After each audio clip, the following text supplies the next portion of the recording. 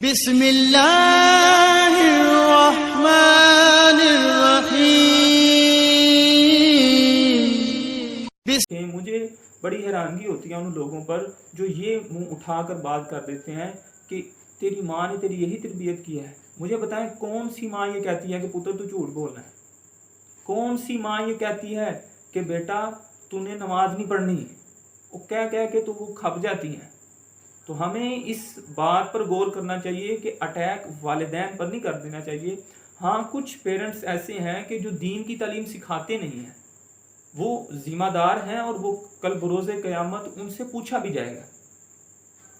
تو اس کے بعد میں آپ سے یہ گزارش کروں کہ وظائف جتنے بھی آپ قرآن و سنت سے سنیں گے ان کو پڑھیں اور ان میں بڑی برکت ہوتی ہے۔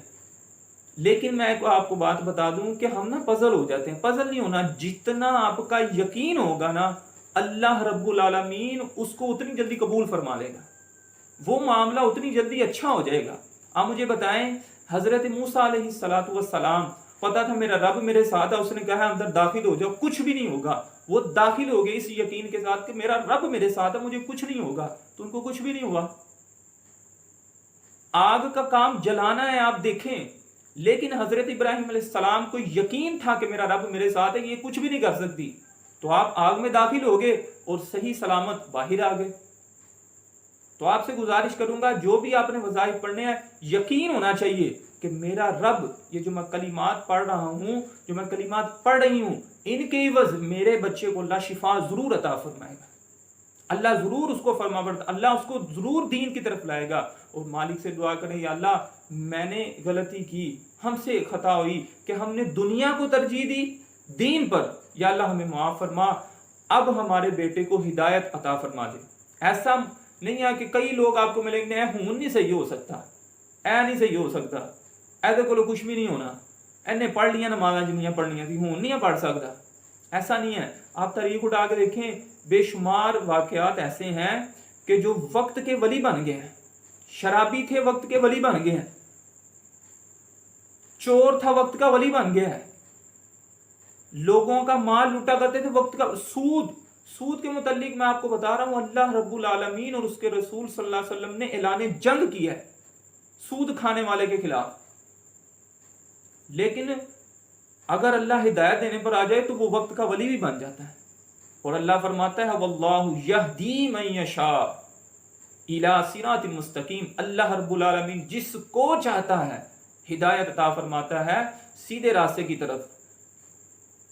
تو ایک یہ یقین ہونا چاہیے کہ میں جو کلمات پڑھ رہی ہوں انشاءاللہ میرا بچہ جو ہے اس سے ٹھیک ہوگا، اللہ سے دعا کرنی ہے۔ اور اس کے علاوہ میں آپ کو بتاؤں کہ بعض اوقات ایسا بھی ہوتا ہے ہم نہ کسی سے مشورہ نہیں کرتے، ہم نے فیس بک پہ پوسٹ دیکھی، ہم نے فلاں جگہ پہ پوسٹ دیکھی، اپنی مرضی سے جو ہے پڑھنا شروع کر دیا، کسی سے پوچھا ہی نہیں۔ اب اکثر لوگ جو میں بھی آپ کو وظیفہ بتانے لگا ہوں، آپ نے 26واں پارہ ہے، سورت نمبر 46 ہے، پارہ نمبر 26، سورہ نمبر 46، آیت نمبر 15، آیت نمبر 15 ہے سورہ احقاف۔ آپ نے اس کی آیت نمبر 15 کو ہر نماز کے بعد 5 مرتبہ پڑھنا ہے اور اول آخر 11 مرتبہ درود پاک پڑھنا ہے۔ انشاءاللہ اللہ رب العالمین نافرمان اولاد کو فرما بردار بنائے گا۔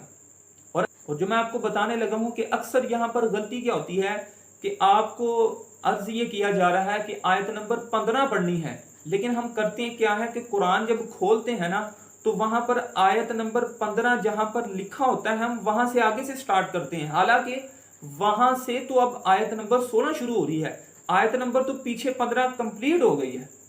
وہ جو 15 لکھا ہوا ہے سائن، وہ اس بات کی علامت ہے کہ یہاں پر 15 مکمل ہوگی، اب آگے 16 شروع ہو رہی ہے۔ آپ نے اس غلطی کو بھی پیش نظر رکھنا ہے۔ اور ویڈیو کے آخر میں جو ہے انشاءاللہ انہی آیات کی تلاوت بھی جو ہے وہ کر دی جائے گی تاکہ آپ کو پڑھنے کے وقت کوئی پریشانی نہ ہو۔ اللہ سے دعا کرتا ہوں کہ اللہ تعالیٰ تمام مسلمان بچوں کو بچیوں کو اپنے والدین کا فرما بردار بنائے، اسلام کی تعلیمات پر عمل پیرا ہونے کی توفیق عطا فرمائے، آمین۔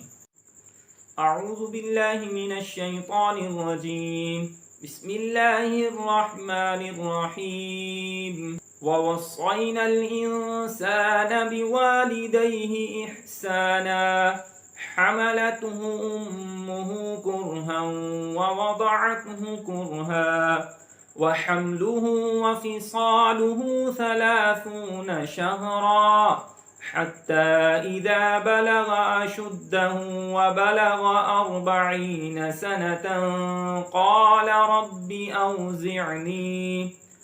قال رب أوزعني أن أشكر نعمتك التي أنعمت علي وعلى والدي